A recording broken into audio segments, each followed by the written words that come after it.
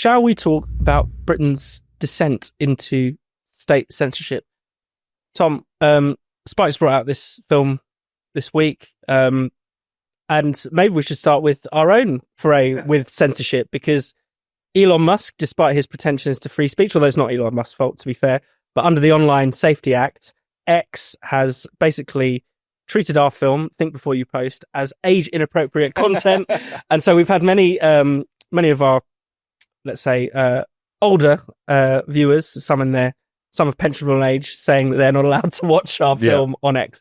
You can still watch it on YouTube, but, you know. Exactly, you can still access it. Think Before You Post, definitely go and Google it. But no, it was perfect, really. Our documentary about censorship on social media has been censored on social media. Couldn't have asked for a better story, really. No, exactly. Yeah. That was useful in its way. Although rather that it reached more people. That particular issue seems to relate to our old friend, the Online Safety Act, which of course has demanded that the big social media companies bring in this whole regime of age verification, which means that you need to be logged in, you need to have actually put your date of birth in there in order to access this documentary, despite the fact there is no age inappropriate content in it. If you're worried that maybe we've been a little bit, over our skis on this, it's absolutely not the case. We even bleeped Alison Pearson doing a very well-earned F-bomb at one point, talking about her own arrest, because we were so worried about this. But nevertheless, it's been slapped with these age warnings. But it's a reminder of what we're up against, I suppose. The documentary itself is primarily about the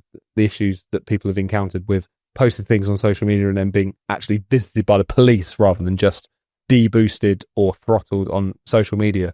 But I suppose it is a reminder that this is a big issue. And, we could talk a bit about the case studies in a second, because I think they are quite revealing. We uncovered some really fascinating details about what it is like to have the proverbial knock at the door, being an entirely law-abiding citizen, and then because of something that you posted entirely innocently, you are visited by the army of the state. But this is a real problem. I mean, the fact that 30 people a day, at least, are arrested in England and Wales for speech offences. And that's just under a couple of bits of legislation, communications legislation. There was a Times investigation into this. That puts us in such an authoritarian position. I don't think we realise it. Greg Luciano from Fire in the US is crunching numbers on this. We are comfortably arresting more people for speech crimes today than America did during the first Red Scare. Yeah. And yet we're told this isn't an issue. So this documentary is trying to kind of put the human face to a lot of those statistics, I suppose. We've had free speech for a very long time, and we'll have it for a long time still, as Keir Starmer is fond of telling us. Colin, do you think we've just got a bit too used to this idea that if someone says something we don't like, we can just have them locked up, or we can have the police? I do. knock on the door? I think where long form TV is really helpful is that it just allows the words and the images to breathe a little bit. I mean, I was watching the first 15 minutes, 20 minutes of the doco, and the couple in Boreham Wood who, had the WhatsApp group about school, and you've got to see the 3 police cars parked up outside. You've got to see the cops on the front lawn. You've got to see what that will feel like to neighbours. And then you've got time to reflect on the sheer bafflement of the couple involved, and the woman, forgive me, I've forgotten the name. Rosalind. Rosalind. Mm-hmm.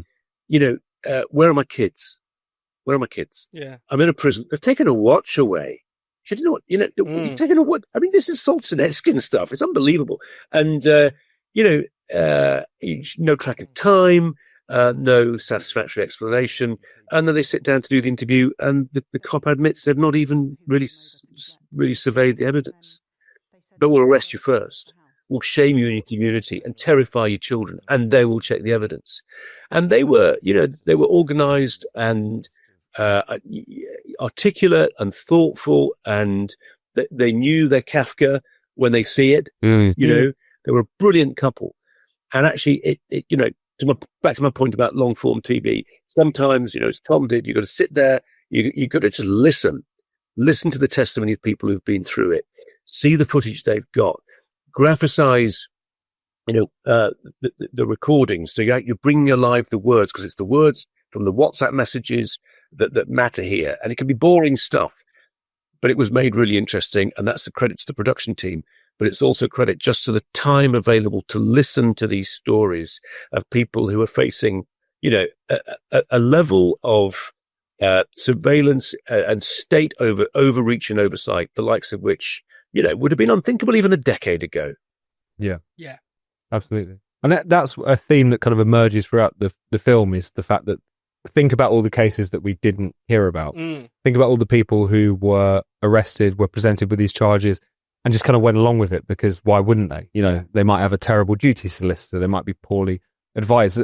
Of all the kind of 3 case studies that we had, Maxie Allen and Rosalind Levine in Borehamwood, by kind of sheer kind of bloody mindedness, managed to get themselves through that particular horrendous experience. Alison Pearson, obviously a columnist for the Daily Telegraph, very well advised. She's got the Daily Telegraph behind her. She's got the Free Speech Union behind her. She knew that she didn't have to attend that voluntary interview that they demanded she did after a year-old tweet that was deleted. And then the kind of the final case study, which is Jamie Michael in Wales, who former Royal Marine, served his country, served in Iraq, had done all the right things in life, makes a video after Southport that he posts on Facebook, which is essentially calling for, we need protection around schools, illegal migration is a problem, explicitly warns against violence in that particular case. And yet he is brought up on charges of inciting racial hatred. He is held on remand for 17 days. And again, it's just because of the sort of character that he is, that he was like, I'm not pleading guilty, as his duty solicitor was demanding that he do, because I haven't done anything wrong. And he eventually ends up going to trial and he's acquitted in 17 minutes because a jury of his peers saw that and thought, obviously he hasn't done anything wrong here. So it's a reminder that people, first of all, the process is the punishment. Yeah. The terror that is inflicted on people merely by an investigation being open, let alone actually being deprived of their liberty for some time, as Jamie Michael experienced. But also the fact that it requires a certain type of person to stand up to that. And that should not be the difference between someone losing their liberty or not. And yet in this country, given the speech laws we have, given the very zealous police that we have, who are pursuing these crimes to a degree that doesn't even reflect where the law is, let alone where common sense and a reasonable perspective would be, it's a damning indictment that it requires that level of grit or connections or decent legal representation in order to avoid losing your liberty. So Tom, tell the lovely viewers and listeners where they can watch this film. Yeah, YouTube. You can find it on X if you're logged in, I imagine. But yeah. And if you're not in the UK, it'll be absolutely fine. It's fine. Or if you know your way around a VPN, it'll be absolutely fine. So yeah, think before you post. Just Google that.